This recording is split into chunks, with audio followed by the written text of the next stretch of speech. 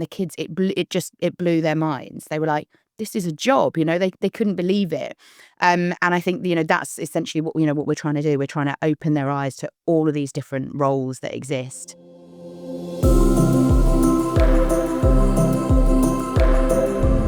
Welcome back to Spotlight Talks. We're joined by Katie and Karen from Always Thinking.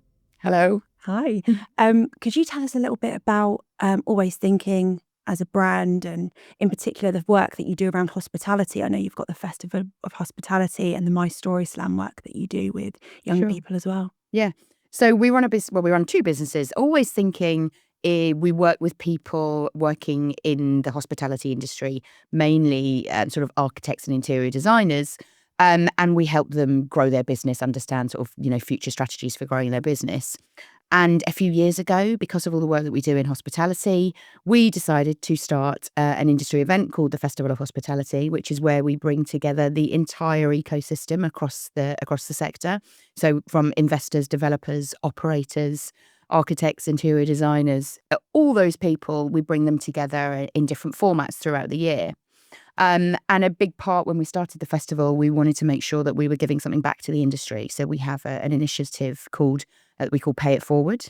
And the Story Slam and the work that we've been doing with you guys at Reed, it is all around that. I don't know if you want to chat about some of that, Karen, and what we've been doing. Yeah. I mean, I think it's really important when you do things to make sure, I think now that they are not just there because, but actually they have a purpose. And I think what's really interesting about the hospitality industry in particular is that there are a lot of different roles. So when we have a room of people, we can have somebody who's head of housekeeping, with an architect, with a designer, with an engineer, with a quantity surveyor, with a project manager. All of these people all work from concept through to actual operation.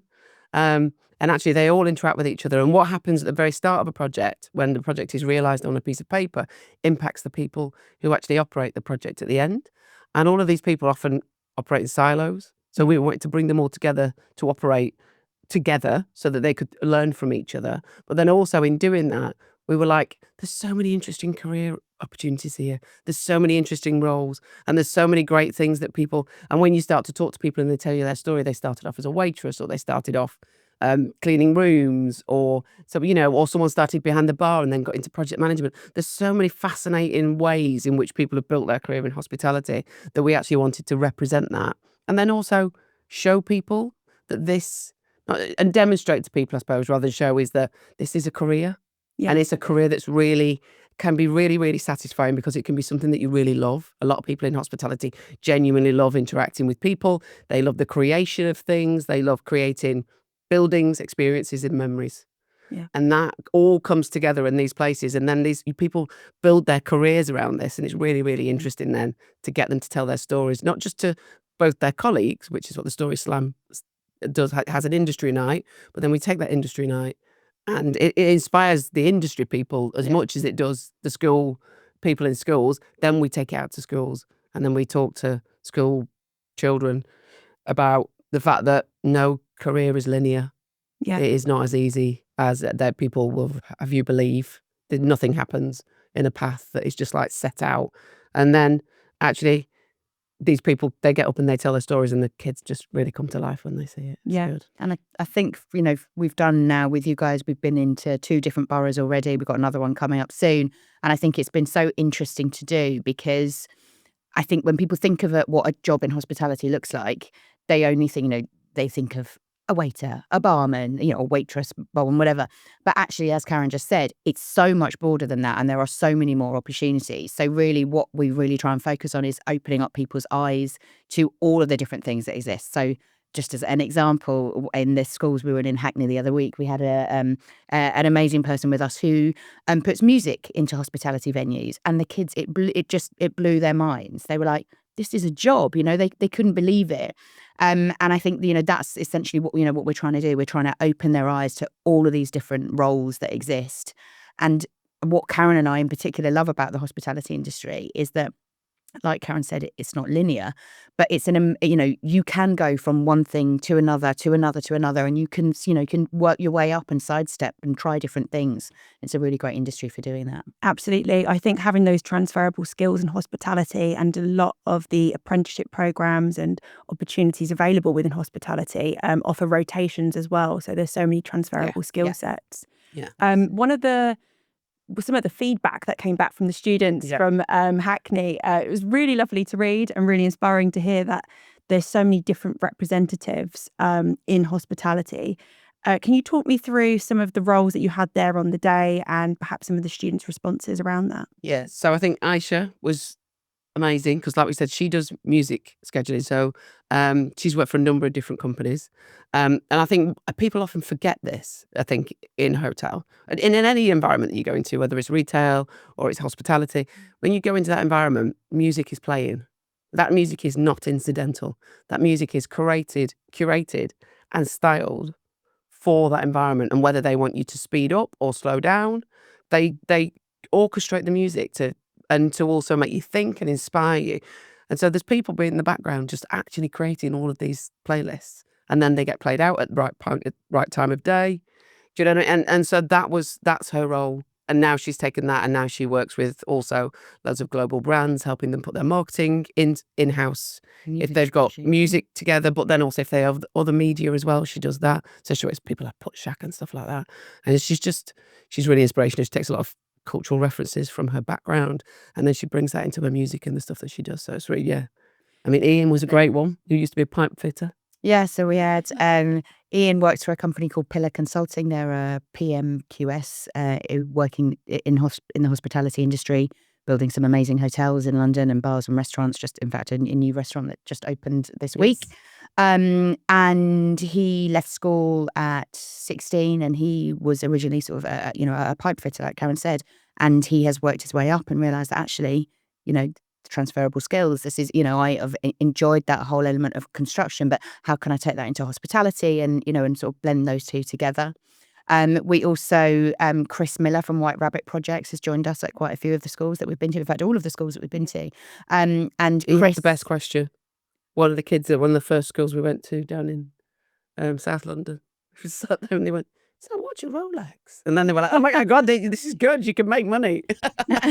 He runs White Rabbit Projects. They are essentially a kind of an F&B incubator, and they own loads of different restaurants that you've probably heard of, like Lena Stores, Cricket, Island Pokey, loads of different things.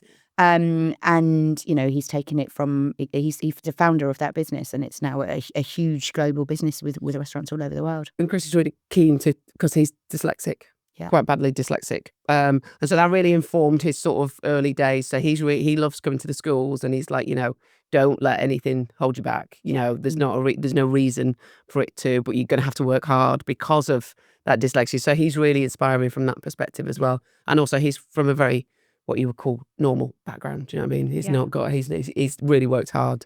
One of the students have put that in their feedback as well, of having such great representation of people from so many different backgrounds that they can see in themselves. And I think that's so important. A lot of the time with some of the employers that they might be getting to come into schools, we want aspirational people. We want people that people can relate to as well, and recognising themselves and their skill sets. I think that's so important. Yeah. Sonia from Belmond is amazing. So Belmond are a phenomenal brand. They are owned by LVMH.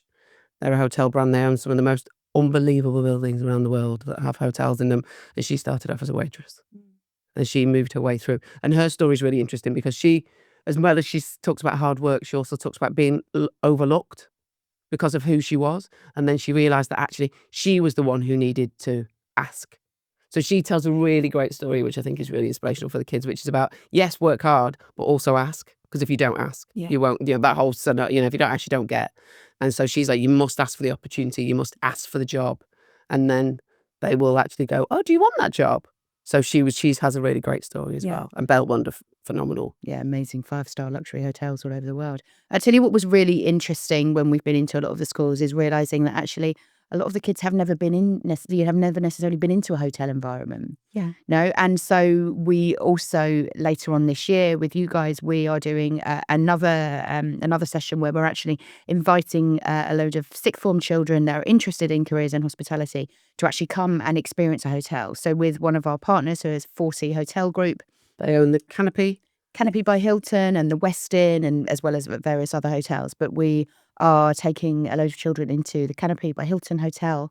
And we are doing a kind of schools takeover day where, again, it's kind of essentially it's going to be like a story slam, but specifically in one hotel. They will then get a tour of the hotel, meet a load of the different people that actually work there, get to see sort of the back of house, the front of house, all of those things, and just experience it for themselves and really understand what it looks like. That's it. I think it's so important for people to understand the breadth of roles, and for what was great feedback from the Story Slam as well was hearing from the teachers themselves of they weren't aware a lot of the roles that exist, because people think, like you said, food and beverage, general manager, those roles, they don't see all the creative roles within the industry as well. Exactly. And it's the fastest growing industry in the UK and the third largest. So, there's going to be 500,000 new jobs by 2029. So it's a really innovative time and to join the sector and understand what's actually available. I think so one of the things that we're really sort of trying to think about how we can help in a sense is that, like we said, people have a sort of a preconception that a career in hospitality looks like this. And actually, as much as we are opening the kids' eyes when we go into the schools, it's just as important to open parents' eyes to that as well, and thinking about how we can do that a bit more. Because if you came home and said, "Oh, I'm going to go and work in a hotel," as opposed to I'm going to be a lawyer, there's a really clear career path to that. And people might think, oh, if you're going to go and work in a hotel, well, what would you do that for? But actually, there's some great roles. Every hotel has a HR manager. Every hotel has a lawyer who probably works within that hotel group. There's so many different roles. And I think that's the thing about it. You can go in at the bottom, or not even at the bottom, but you can go in as a barman or as a barwoman or working on the front desk or whatever. And then you can be like, I'm going Absolutely. I want your job. Yeah. And then you can be like, can I? Yeah, okay. Yeah. And a lot of the opportunities to travel the world, this are the questions that we normally get from the students when we go into schools, is like, do I get the opportunities to travel? Of course, the hospitality industry is truly global, and if you can work for it, particularly with the big hotel groups, then you can literally travel the world and, and see so many different cultures, visit all these places, it's amazing. And it's a great melting pot of like London culture inside a hotel, inside the workforce. It's so amazing. Yeah. So I think it's really great just because it does offer so many different, it's not a one size fits all. No, absolutely. I think, and that's it. It is so transferable with those skills. And I don't think I've ever spoken to anybody in hospitality who's had one linear career all the way through. Yeah. It's been enabled people to really work within different divisions and see what works for them at the right point, and study through apprenticeships as well. And it is sort of breaking that misconception, isn't it? That it's just a role for a period of time. It's a really tangible it's not just that stopgap that people think that it is. And if it is a role for a period of time, the skills you'll learn will be the most important skills that you'll take through life. Yeah. How to look after people, how to be nice to people, how to engage with somebody who's probably not very happy, who's how to be like, don't worry about it, we can get this sorted. All of those sort of like it's a great, even for that. The skills that you will learn will be amazing because you'll come in contact with so many different people. Absolutely. What would you say are some of the biggest misconceptions that you've heard around hospitality as a whole? I mean, obviously the industry has struggled with, the tough hours that people might have to work, all of those kind of things. I think it's mainly around that. But actually, I think there has been a real shift in the industry in the last, particularly in the last few years, where people are really trying to be more open to flexible working and, if people have got families and being able to work around that. So I think there has really been a shift in that. I think, we've had a few chefs come and join us on the school story slam as well, which some of the kids have loved because they've been really interested in that as a career. And, and again, there is sometimes some negativity around what that kitchen environment looks like and that it's tough. But actually, again, that's really changed in the. I think there's a move towards changing and making it more accessible to all. But I think, I think that hours and the treatment in them environments have been tough. And you can read, there's plenty of stuff to read about like how people are looking to make changes, but I think that's probably, but then that's probably some of the things that it's like, oh, well, you can just work in the kitchen. Yeah. You don't need to just work in the kitchen. There's Yeah. many other roles. Yeah. Yeah. And what advice would you give if there's any sort of parents or teachers perhaps watching that has a child who wants to go into hospitality? Do you know, I'd tell them to go and have a look around a load of hotels and go and speak to the GM. They are so, I mean, the clue's in the title, hospitable. If you walk into a hotel and say, my son's really interested in this, could we have a look round? Or my daughter's really interested in it, could they have a look round? They will welcome you with open. I would be surprised if they turn you away.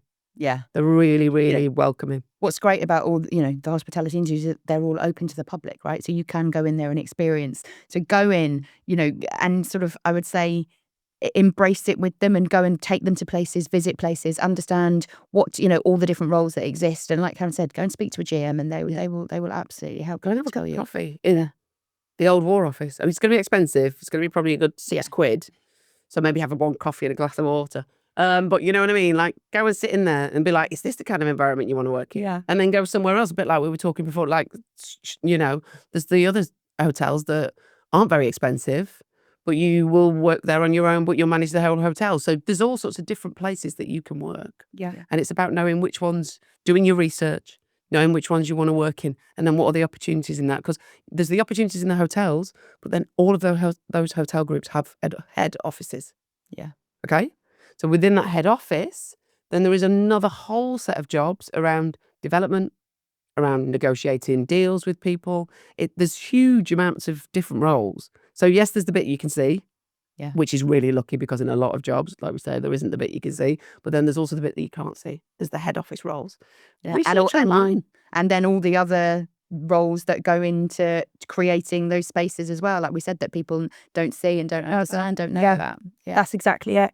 And I think with the apprenticeships widening as well, with what's available in hospitality, I think a lot of people think, yes, of course you can do the obvious route of food and beverage courses in apprenticeships as well, but also the business ones that fall underneath that as well, that people might not be aware of. We run a teacher encounter project of teachers coming into the workplace and actually seeing in the industry for themselves what it looks like, what the sector actually is comprised of, and talking to people, meeting people who are studying apprenticeship, have just done it and come out.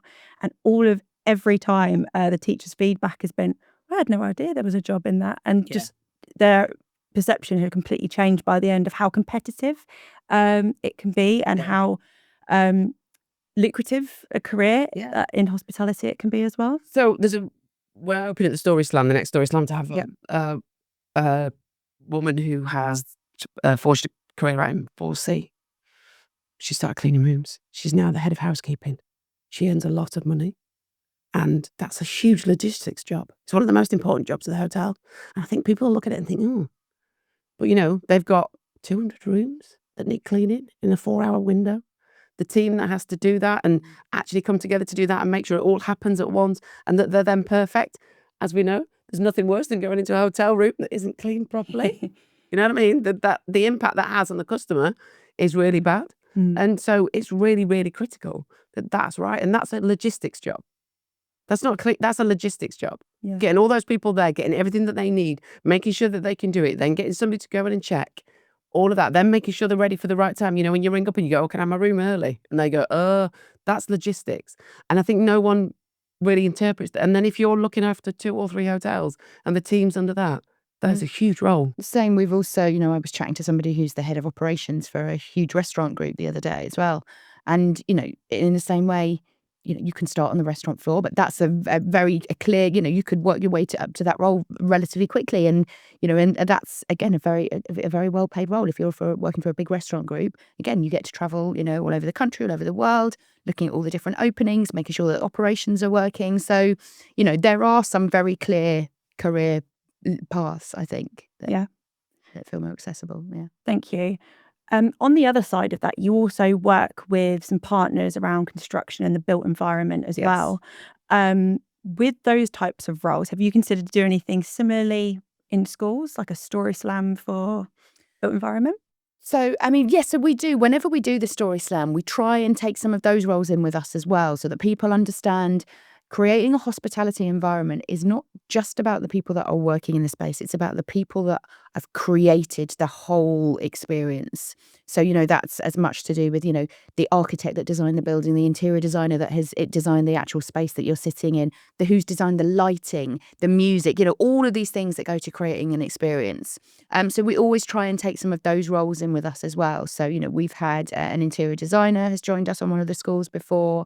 And as we said, sort of, project managers, quantity surveyors. So just getting people to understand that those are just as much a part of the industry as well. Even though it might seem like a different sector, it's actually, they're all interlinked. Yeah.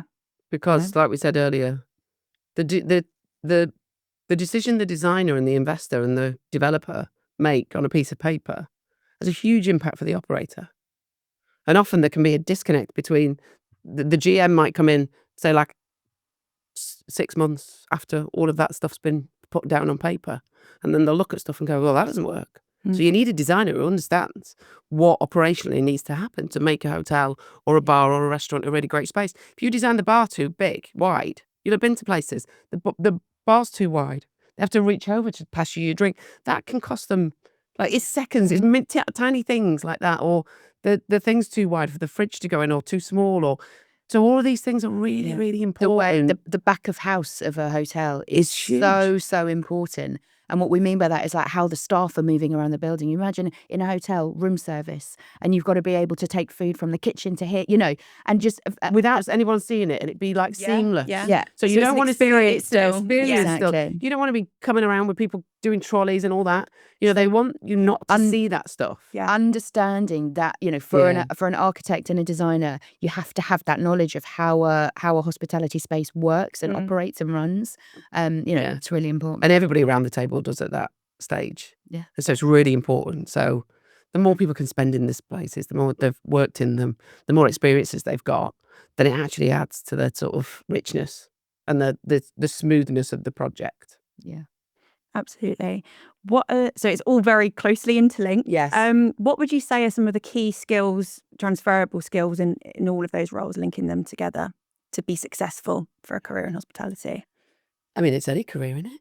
Yeah. We were talking about this yesterday, actually. We did a day yesterday for a load of young university designers and people just out of university. And I think the most important thing that people were saying was, when you go to those first jobs, be willing to do anything.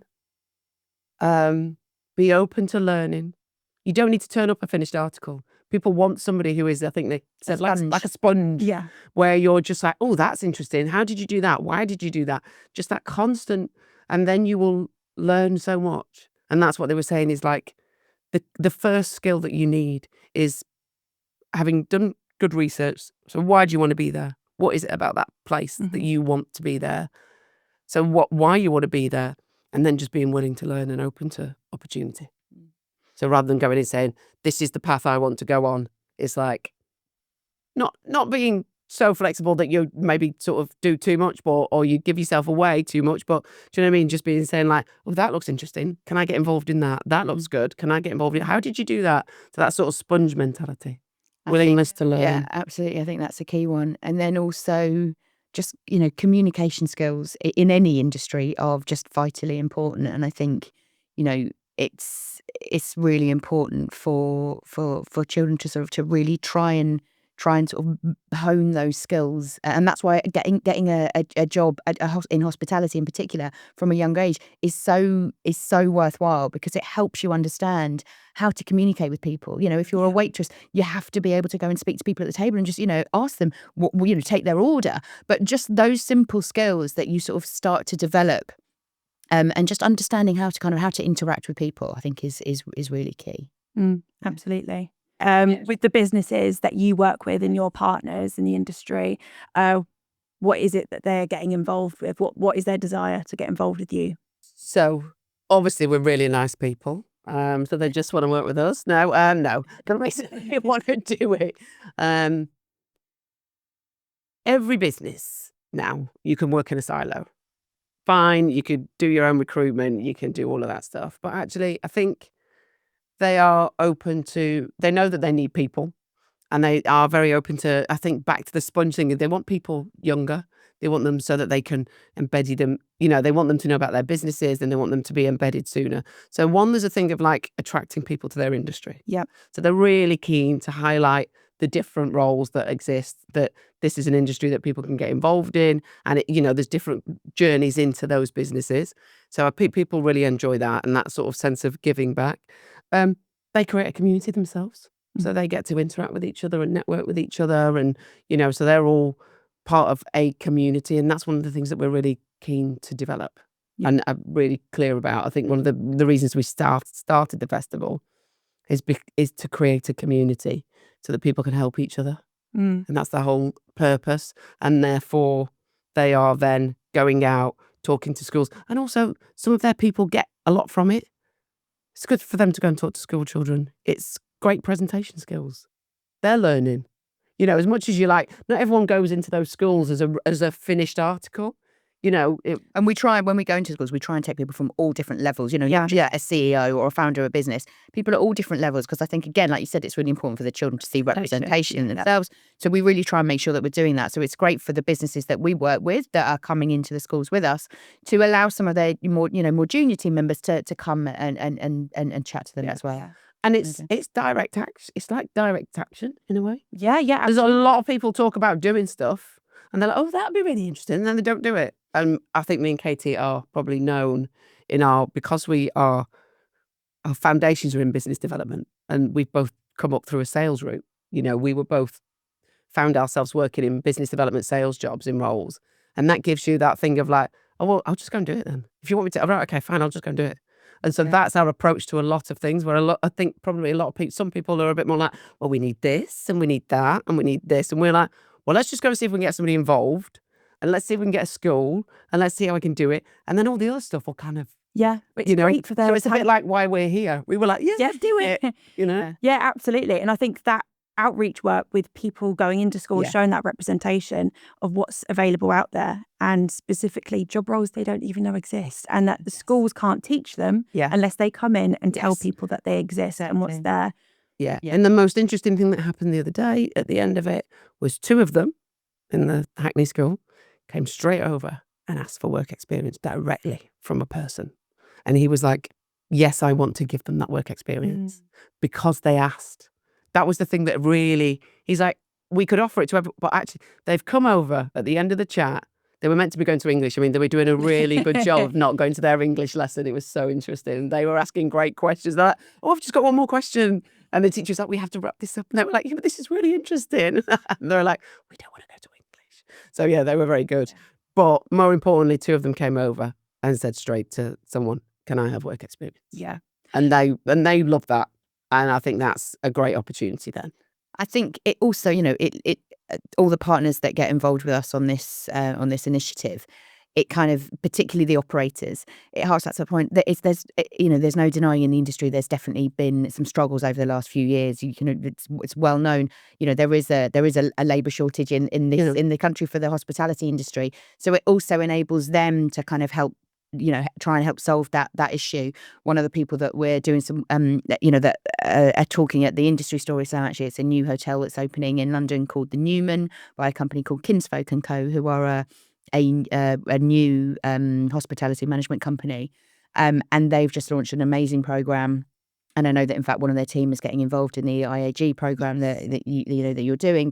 And they're really keen to sort of try and bring more people into the industry and teach them that actually it's a viable career path. Yeah, and that's perfect. I think that's the intention of the industry advisory groups that we've set up at the Central London Careers Hub, to get industries together to lead and talk about the sector, about what is going on in labour market information and trends, where the skills gaps are currently, and to really pinpoint and look at what's working and how we can get this information out to schools and upskill the students to be able to fill those gaps. So for future talent pipelines as well, they feel more informed and have the skills needed. And I also think why the Story Slam works as a format is because we're not going and telling them stuff. Oh, you need this skill, you need to be this person, you need to have that, and you need to do this, and you need to be there, and you need to do this.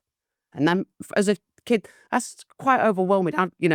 I remember all those jobs that you want to do as a kid, and then you look it up and you go, well, you need this, this, and this. You think, well, that's not for me. And then you just you close that page on it. You know what I mean? Yeah. Oh, I'm not clever enough for that, or I'm not X for that. I did it myself on certain roles. You were like, well, I'm never going to get that. So you close the door on it because you go at people with I'm going to tell you no, actually, I'm going to inspire you to see, actually, you can learn as you go. There's lots of different ways to learn. Everybody learns differently, and there's lots of different routes to education. And I think that's what's really good about the Story Slam, is because it's talking like that. And I think that's where getting people together in a room is great. Yeah. But I think thinking about how you represent that information to people, because a lot of careers fairs are big board, table, people sitting behind a table, and you have to come to them to, so I think we have to learn from this and be like, there's great formats out there to inspire people. Absolutely. And we want to come away from that idea of just a careers fair and being that being the only access that students have to the industry, of it being quite a stagnant, rigid set. But we see that time and time again. We're moving towards a more modern work experience model now as well. So with the new policy and guidance, what we're looking for is creating every school and every student to be able to access in their secondary education 2 weeks worth of meaningful work experience. And I think that's something that hospitality is very well positioned and set up to help support with as well. What have been, from your experience, some of the best work experience placements that you've seen, perhaps, with how that's been set out? I've not seen that. What did you do for your work experience, Katie? I know what I did. I'm just going to think about this. It's quite interesting to do. I'm just trying to think of stuff specifically in the hospitality industry. I spent a week subbing at a desk at a travel agent and was late because I hated it so much. So do you know what I mean? It's just like, I'm trying to think back to like what I did and then what's offered to people. And I think what's great about the hospitality thing is about, so what 4C are doing quite a lot of this, is you work shadow. So Chris was talking about this the other day. You work shadow. So White Rabbit and 4C. So rather than coming in and doing nothing, which is like I did, you sit behind your desk, you don't know anything, so you can't do anything. So you just sit there. I stamped brochures. I wasn't very inspired. I thought I wanted to travel. I wanted to get out of town. Do you know what I mean? So, and it was just tedious. And then I ended up being late and never, didn't really go. Whereas there, you work shadow. So you're following somebody and you're watching what they do, and then you work shadow another person. And so actually, it's much more interesting for somebody because within that hospital, there's so many different roles you can do. So actually work shadowing, I think, is a really nice idea. And not doing a week. Maybe you do 2 days here and 2 days there and 2 days here, because and see all the different parts. That's exactly it. And I think having it broken up, so rather than doing a 2-week block experience, we're trying to move away from that because that in sort of intensive model where the onus is on the employer to find things for them to do. And they might not necessarily get the most out of it. So we're trying to move towards a way in which there's a lighter touch for the younger years. So at that point, they're able to see. And I think that's where the My Story Slam comes in. They can see that representation and be able to engage and be inspired by what they're seeing. I also think maybe the employer needs the person, the employer that's giving that work experience, maybe also needs to shift the way that they're looking at it as well, in that it's less about this person's coming in, what jobs can I, what are the jobs that I can give them to do? And flipping it in their head and being like, actually, what can I show them about, how can I inspire them and encourage them to learn from this time that they're going to spend with us, so that they do see this as a viable career path, rather than, I got given a really boring job that I had to do for 2 weeks. The employer needs to look at it a bit differently, perhaps. Absolutely. Of what they want to get out from it as well. Because again, this is their future talent pipeline. If they can inspire people to come in and see what it looks like. And it's probably like spending a bit of time with the person at the beginning. And what are you into? Do you like sitting down? Do you want to be up? Do you want to move? Because that's what's called, do you want to be like, right, then follow a GM. You'll be probably doing about 25,000 steps a day. You'll be on your feet. Is that what you want to do? Oh, actually, maybe I don't. Right, well, they'll go and sit in the marketing team. Watch what they're doing. But go to their meetings and go to their high-level meetings. Don't just be left outside the room because actually what you're there to do is listen and learn. We don't need to say anything, but actually that could be quite interesting to sit in that room and see what's going on. It won't be anything that's not confidential, but you know what I mean? I think that whole idea of just watching and learning, I think, is really great. But like you said, I think in shorter periods of time, everybody knows now, sitting behind your desk for a week doing nothing is really tedious. Yeah, no, You absolutely. know, so I think that When it's probably absolutely inspiration, shorter periods of time, Yeah. that kind of thing, I think is really good. Yeah, I think employers working closer together with schools on this, exactly like you said, so that the employers can meet with the students to discuss what they want to get out of this and what key skills they're looking to upskill and instill in those students, so that by the time they finish their formative education, they feel inspired and knowledgeable enough to know what's out there, so they can make those informed choices to go into a career in that industry. I mean, it's interesting, isn't it? Because you sort of want somebody from younger work experience to come in and actually you think back to it. Just even if they'd just gone, would everyone like a cup of tea? You know what I mean? Those sort of little skills that you just like, oh my God, they were amazing. They made us all a cup of tea. That'd be remembered forever. Do you know what I mean? So it's just like, does anyone want to prove? Oh my God, they were great. They really engaged themselves. They learned stuff. So I think just making sure that people, they go away after 2 or 3 days feeling confident in themselves, that the things that the person that they are and the things that they know are useful and valued. And that actually you don't, not sitting in the corner being bored is not what work is about. You know, you can be inspired by your work, and you know, and that's a really great thing to be. Yeah. And I think, you know, like Karen said at the very beginning, I think to work in hospitality, I think you do sort of need a bit of a passion for it. You know, and sort of that enthusiasm and excitement for for it is. If you can find that in any job, then you're really lucky. Yeah, exactly. That's what you want. You know, so you get up in the morning thinking, oh, actually, I enjoy this. I enjoyed this. The parts of it that, you know, whether it be interacting with people or, you know, organising stuff or whatever, you get something out of it. Yeah. Brilliant. We like to do a sort of call to action at the end and a case for optimism at the end of these. So if there's any employers out there who were thinking, oh, I think I'd quite like to get up and stand up and maybe speak to students about this, what advice would you give them? Tell us to get in touch with hospitality. Get in touch, because I think, you know, like we said, a lot of companies we see are doing sort of initiatives in silos. Actually, we are stronger if we all come together, particularly as, you know, every industry has their struggles, but, you know, particularly the hospitality has had its struggles over the last little while. We will be stronger and better if we all come together and support each other.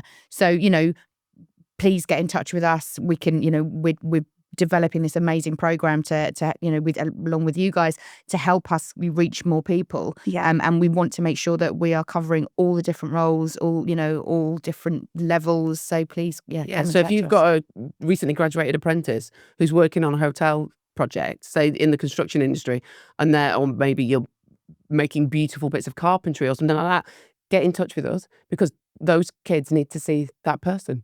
They need to go, oh, okay, that skill of mine is transferable into that, or actually that route into that apprenticeship will allow me to build hotels, you know, or work on some amazing buildings. So there's loads of different ways. So if you have somebody like that, people like that in your organisation, then we would come and get involved. Absolutely. I love the idea that you suggested there as well, Katie, of having of working collaboratively to, you know, solve some of those issues in the industry of how do we get more people involved in this and interested. And I think having that approach of the industry advisory groups as well, of people coming together from multi-sectors, from built environment and hospitality, to discuss what those issues are. I think what's really interesting is we always do this in business development. So you've got business function and business sector. And function and sector are two very different things. So I am a project manager, but I work in hospitality. Do you know what I mean? So you've got to sort of create sector-based things and then pull from the many different roles. When you start to work in function, that's when it can become quite siloed, because you're like, well, we're just project managers and that's what we do. So I think that's really interesting, is like what you're doing with, you've got your hospitality group, that's definitely a sector. So if you think about residential, that's a sector, you know what I mean? So it's thinking, I think, like we try to get our clients to think sector, not function. And then you can have so many people around the table. Feeding into that from feeding into that. You'll get all those different perspectives, and think about it from its seed. Where does it start to where does it, you know, what's the cycle of that sector? And then you can pull so many different people and you'll have some really great, interesting conversations. Perfect. Thank you. Case for optimism. It's the fastest growing industry. So there's that. there's going to be 500,000 new jobs by 2020. I think it pays for optimism is that when I started working in the construction sector within hotels, they were building St Martin's Lane. Okay, so I don't know if that's like the first design. Well, it's one of the first design hotels in London, built by Michelin-starred. And you've got your classics like the Ritz and all of these things, and then now you've got Lock, and you've got all these you've got Hoxton, and you've got these amazing brands that are coming through that service lots of different people. And I think, as everyone says, oh, London can't have another Rosewood, it can't have another this, and yet they build another one. Yeah. And it works, and people still come. And I think, and then that's happening in Manchester. So if you go to Manchester now, there wasn't many, great hotels. Now there's amazing hotels. There's like Leven, there's the new one that Gary Neville's just. So these amazing hotels are all being built in these different cities around the UK, and they're surviving, and they are creating jobs, thriving, and bringing a lot more thriving, jobs. and they're also bringing a lot of tourists. Because then tourists go, oh well, I'll stay there. That looks nice. That's great. And I think what's really interesting is seeing the market evolve and change. And you think, where can it go now? And then it does. And then somebody comes up with a new idea, and you're like, oh my God. So then you're like, well, there's not going to be any staff in hotels because it's all going to be all done digitally. Do you really believe that? No, I don't. I think hospitality, everyone talks about AI taking people's jobs, but hospitality is the one industry where actually you are, obviously dependent on the level, but particularly in sort of more at that more luxury end, you're always going to need that interaction with people. Yeah. So actually, it's always it's safe, safeguarded from AI almost. It's up there with hairdressers for me. Whenever anyone says what jobs, I'm not having protected. You're protected. You're fine. Absolutely. You're all good. Putting a shelf up, cutting my hair, serving me, bringing me some food, bringing me something like that. Yeah. All of those things AI will help because it means that they will be able to profile the person better. Yeah. And you will know what you want, so they'll know the kind of pillar you like. I mean, all of this stuff they do anyway, but it will bring it all together into one place. So when you're going to maybe a lower service hotel, they already exist. They have one or two people working in them. They will be able to give you an amazing service.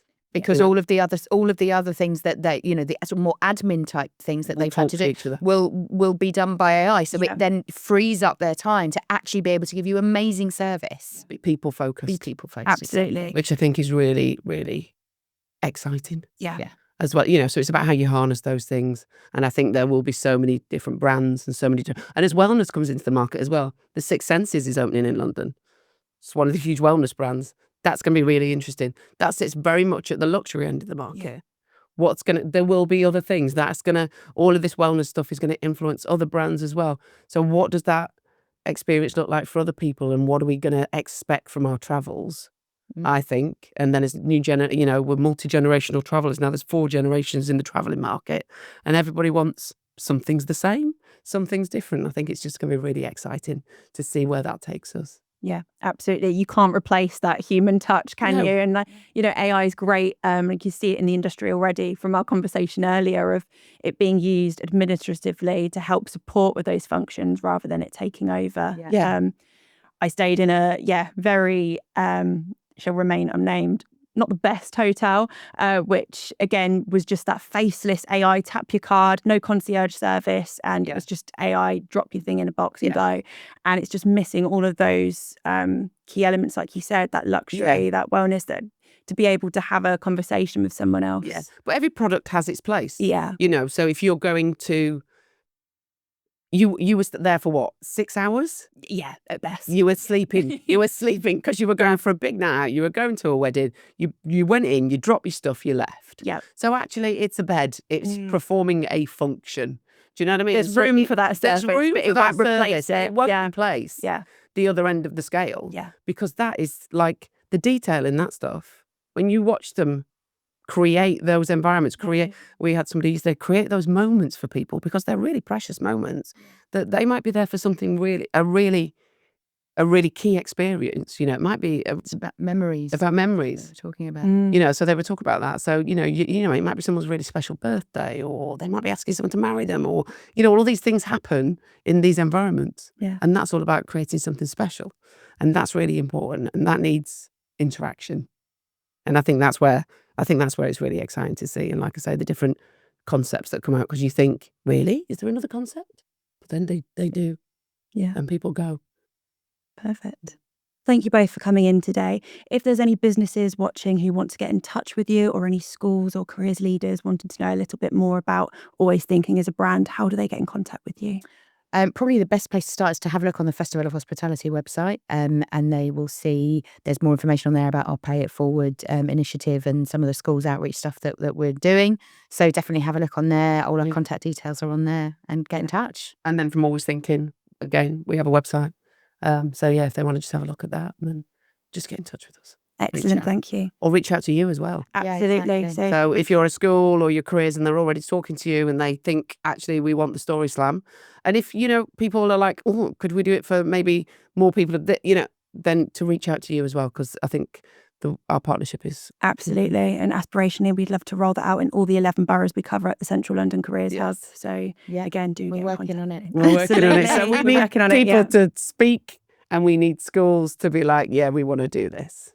So yeah, totally. Thank you so much for having us. Thank you. Thank you.